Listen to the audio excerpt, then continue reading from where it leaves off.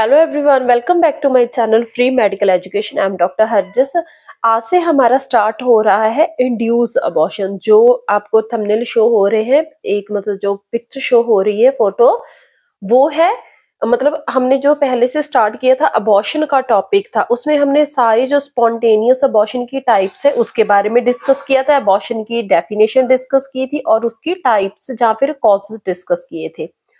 तो अभी हमारा स्टार्ट है इंड्यूस अबॉर्शन, जो सेकंड टाइप है अबॉर्शन की। एक आ गई थी स्पॉन्टेनियस, एक है इंड्यूस। ये दोनों मेन टाइप्स है अबॉर्शन की।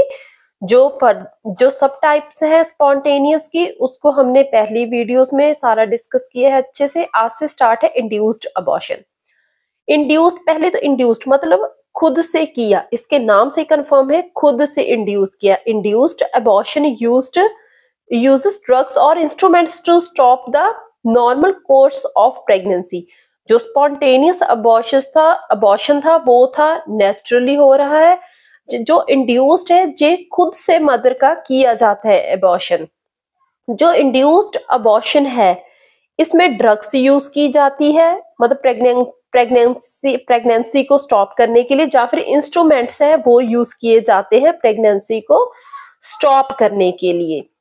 If the induced abortion is for wellness of gravida, then it is known as therapeutic abortion। therapeutic abortion किसको बोला जाता है? अगर जो abortion है वो मदर की फिटनेस के लिए, उसकी वेलनेस के लिए किया जाए, उसको बोल देते हैं therapeutic abortion। On contrary, induced abortion performed for any other purpose is called elective abortion।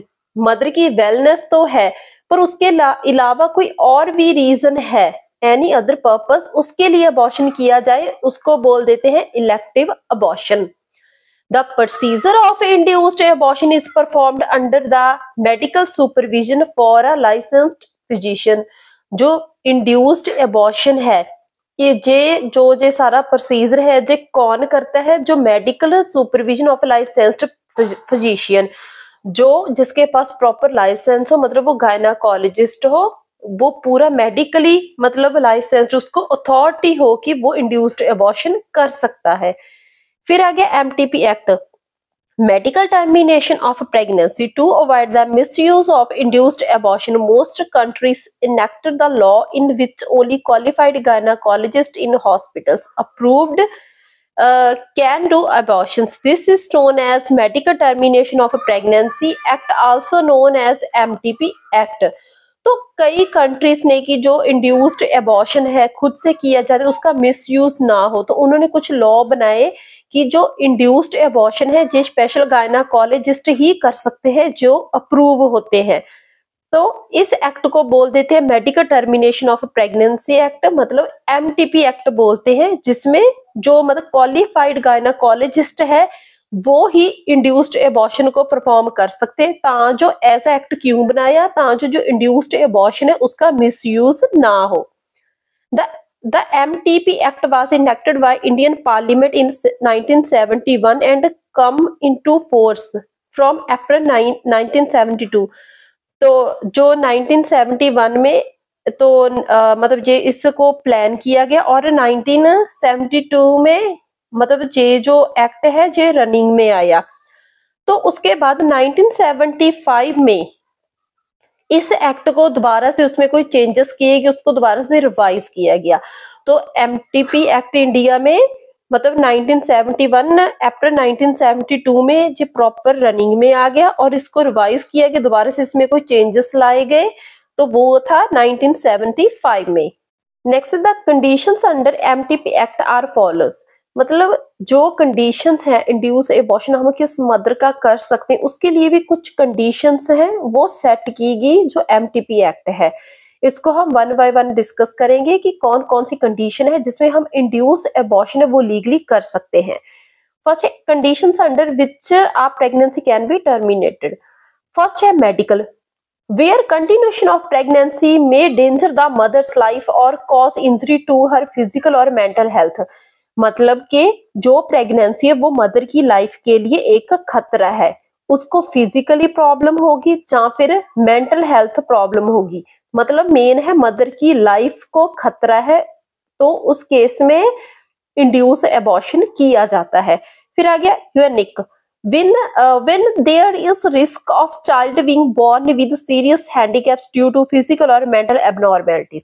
तो इसमें आ गया कि अगर जो चाइल्ड है उसको कोई सीरियस प्रॉब्लम है, मतलब कोई फिजिकली या मेंटल एबनॉर्मेलिटीज है, या फिर जो हम मतलब सिंपल बोल सकते हैं कि बच्चा है उसमें कोई हैंडीकैप हो सकता है, वो बर्थ लेने के बाद मतलब जो बच्चा है वो एबनॉर्मेलिटीज है उसमें, तो उस केस में भी अबॉर्शन कर सकते हैं। फिर तो नेक्स्ट थर्ड कंडीशन है humanitarian, when the pregnancy result of rape, मतलब कि जो प्रेगनेंसी है वो मतलब हुई है किसी को मतलब रेप हुआ उसकी वजह से। तो हमने कौन कौन सी कंडीशन है वो डिस्कस की है। एक तो मेडिकल, मतलब मदर की लाइफ को डेंजर है। यूनिक मतलब के मतलब जो बेबी है, इसमें एक पॉइंट और भी हम ऐड कर सकते हैं कि जैसे कि मदर का अल्ट्रासाउंड होता है उसमें आ गया फॉर एग्जाम्पल कि बच्चे को डाउन सिंड्रोम है, मतलब बच्चे को कोई एबनॉर्मेलिटी के साथ वो बर्थ लेगा, तो उस चीज को प्रिवेंट करने के लिए मतलब बच्चे में कोई एबनॉर्मेलिटी है उस कंडीशन में इंड्यूस अबॉर्शन कर सकते हैं। पहले मदर आ गया, फिर बच्चे में फिर आ गया मतलब कि अगर जो प्रेगनेंसी है वो रेप की वजह से हुई। फिर आ गया फेलियर ऑफ कॉन्ट्रासेप्टिव डिवाइसेस, मतलब कॉन्ट्रासेप्टिव जो बर्थ कंट्रोल डिवाइस थे वो फेल हो गए, उस कंडीशन में अबॉर्शन किया जाएगा।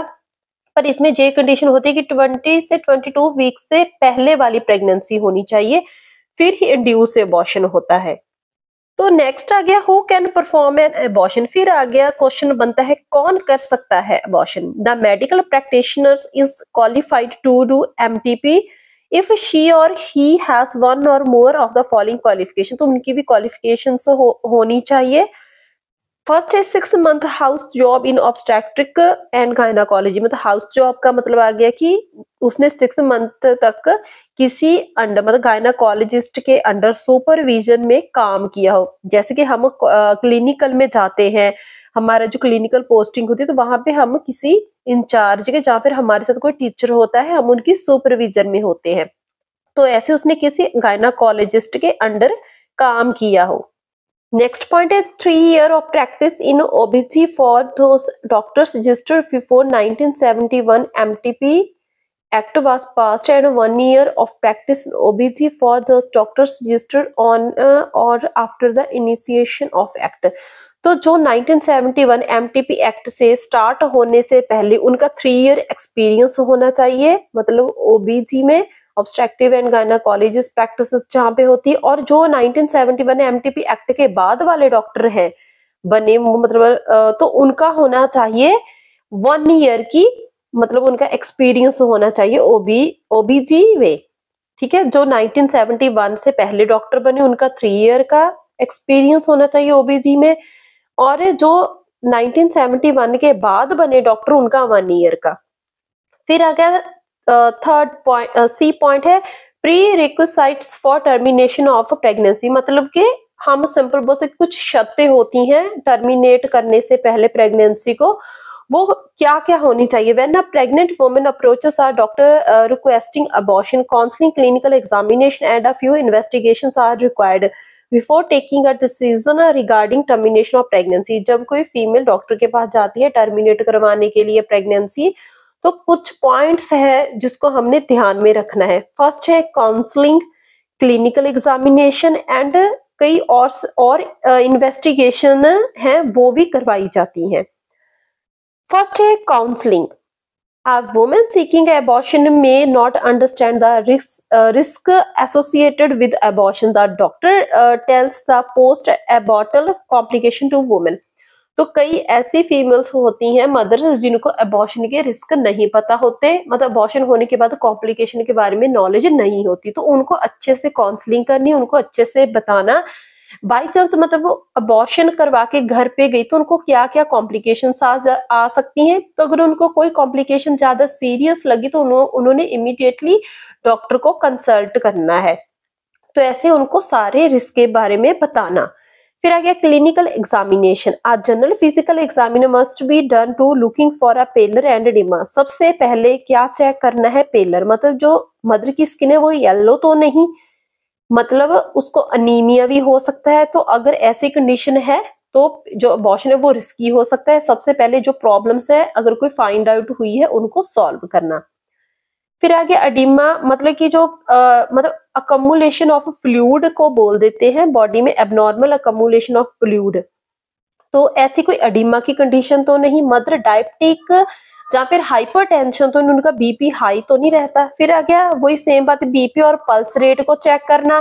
फिर आ गया सीवीएस कार्डियोवैस्कुलर सिस्टम एग्जामिनेशन, मतलब उनको कोई कार्डिक इशू तो नहीं, उसके बारे में चेक करना। ताकि जब अबॉर्शन किया जाए तो वो कार्डियोलॉजिस्ट से कंसल्ट करनी है पहले, तो उनसे मतलब जो मदर है उनके कार्डिक इश्यूज के बारे में डिस्कस करनी है, ताकि वो भी साथ में हो, कार्डियोलॉजिस्ट भी साथ में हो जब मदर का इंड्यूस अबॉर्शन किया जाए, तो वो कार्डिक इश्यूज से डील कर पाए। फिर है क्या, genital organs should be checked to find out any infections or other abnormals, मतलब मदर का जो जेनाइटल ऑर्गन्स है उनको भी अच्छे से एग्जामिन करना, ताकि कोई इन्फेक्शन तो नहीं, कोई अबनॉर्मेलिटी तो नहीं। फिर आ गया investigations, fitness of the pregnant women for procedure must be assessed by a few investigations, कई इंपॉर्टेंट इन्वेस्टिगेशंस की जाती है, जैसे कि एचबी लेवल मतलब ब्लड का लेवल है वो चेक किया जाता है, ताकि जब एबॉर्शन हो पहली थोड़ा ब्लड है वो लॉस होता है, पहली मदर में कम है तो और ना लॉस हो जाए, उस कंडीशन को असेस करना। यूरिन एग्जामिनेशन करना, यूरिन में कोई इन्फेक्शन तो नहीं आई। और ब्लड ग्रुप को क्यों असेस करना, ताकि ड्यूरिंग एबॉर्शन कहीं ज्यादा ब्लीडिंग तो नहीं होगी, तो मदर को अगर ब्लड ट्रांसफ्यूजन की नीड पर अगर हमें ब्लड ग्रुप का पता होगा तो हम जल्दी से जल्दी विदाउट टाइम वेस्ट के मदर को उस ब्लड ग्रुप का ब्लड ट्रांसफ्यूज कर सकते हैं। तो दोबारा से इस टॉपिक को एक बार रिव्यू कर लेते हैं। पहले हमने इंड्यूस एबॉर्शन मतलब के जो खुद से करवाया जाए अबॉर्शन, मतलब कि ड्रग्स एंड इंस्ट्रूमेंट का यूज करके। फिर आ गया थेराप्यूटिक एबॉर्शन, मदर की लाइफ को सेव करने के लिए अबॉर्शन किया जाता है, उसके वेलनेस के लिए, उसको थेराप्यूटिक अबॉर्शन बोलते हैं। इलेक्टिव अबॉर्शन मतलब कि मदर को तो सेव करने, उसकी वेलनेस के अलावा कोई और भी रीजन है अबॉर्शन करने का, उसको बोल देते हैं इलेक्टिव अबॉर्शन। फिर आ गया जिसने भी जे एमटीपी एक्ट करना है, मतलब कि मेडिकल टर्मिनेशन ऑफ प्रेगनेंसी, जिसने भी जे प्रोसीजर परफॉर्म करना है वो लाइसेंस्ड होना चाहिए। तो जैसे हमने पहले पढ़ा कि जो एमटीपी एक्ट था जे क्यों बनाया गया था, ताकि जो मिस यूज है इंड्यूस्ड अबॉर्शन का वो ना हो। तो इसमें कई सारी कंडीशन, जिन कंडीशंस में हम अबॉर्शन कर सकते हैं, फर्स्ट है मेडिकल, मतलब कि मदर को बचाने, उसकी लाइफ को सेव करने के लिए। यूनिक मतलब कि बच्चे में कोई एबनॉर्मेलिटी है। फिर आ गया ह्यूमैनिटेरियन, मतलब कि जो प्रेगनेंसी है वो रेप की वजह से हुई है, या फिर कॉन्ट्रासेप्टिव डिवाइसेस हैं वो फेल हो गए। फिर आ गया हु परफॉर्म, कौन कर सकता है अबॉर्शन, जो प्रॉपर लाइसेंस्ड हो, मतलब कि गायनाकोलॉजिस्ट हो, उसके पास लाइसेंस हो, मतलब 6 मंथ उसने किसी सुपरविजन के अंडर काम किया हो गायनी में।